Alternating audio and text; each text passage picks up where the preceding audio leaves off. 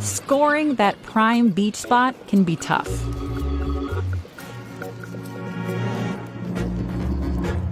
Everyone's fighting for the best real estate.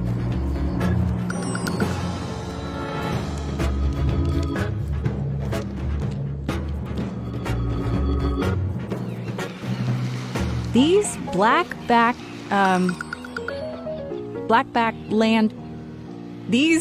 crabs come from the Dominican Republic. They live in dense colonies on the beach. Each male establishes a territory and defends a burrow with a pretty impressive set of claws. Those claws have serrated edges, and they sure can pinch. The goal here is basically to tear your opponent limb from limb. Every joint is a potential weak spot. This guy is already at a disadvantage. With that broken claw, his flanks open to attack. When his opponent goes for a leg,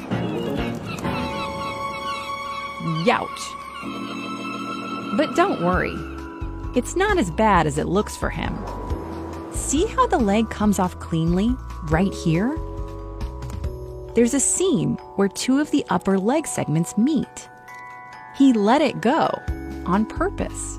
That's how these crabs cry uncle.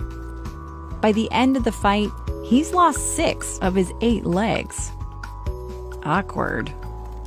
He can barely get back to his den like the rest of the crabs do at the end of the day. But he's not stuck that way. Losing legs is pretty normal around here. Within a week, they begin to regrow. New limb buds sprout in the open sockets of his shell. Each is a complete leg in miniature, all coiled up inside a thin sac. But to really get back on his feet, the crab will have to start fresh. Don Michaels at Colorado State University studies what happens next, the process called molting. Crabs wear their hard skeletons on the outside, but underneath, their soft bodies are always growing. So they have to go through one crazy-looking growth spurt.